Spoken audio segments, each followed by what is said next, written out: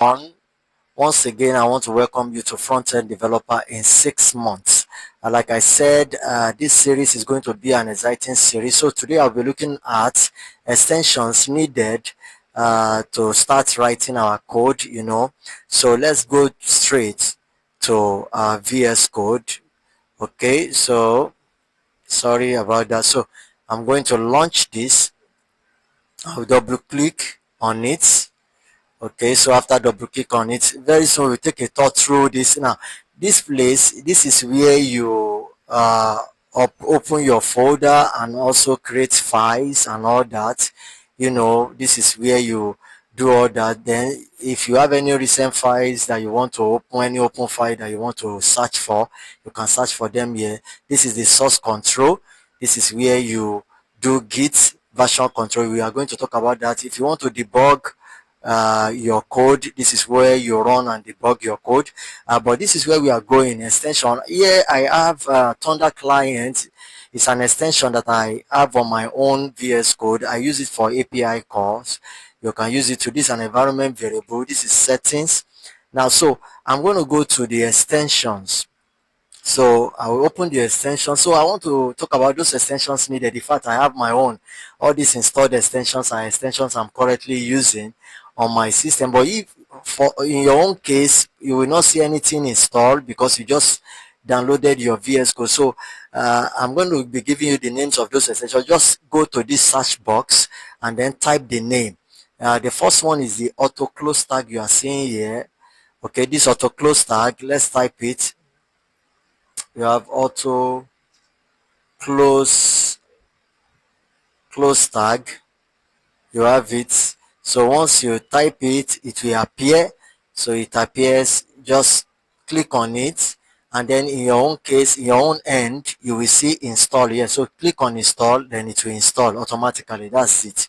That's all you need to do. The next one is the autocomplete tag. So you can type it here too. Autocomplete tag.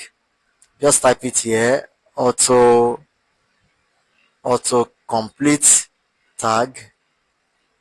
You get that? Autocomplete. So once you type it here, it will appear. Once it appears, you click on it and then you click on install. Then the next one you have is auto rename tag. You can type in auto rename tag. Okay, auto rename tag, then it will appear. You see auto rename. So you can see it. You click on install and it will install. Okay, so the next one you have live server. Very important. Live server. Okay, you can see, click on live server, click on install, and that's it. Then another thing you can also do is we have live server, then we have CSS pick, right?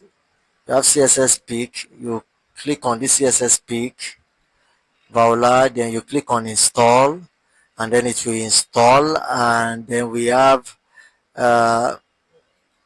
okay, so path intelligence is also good. Path intelligence, you need path intelligence. Okay, you can see path intelligence. Look at it. It appears. You click on install. You need it.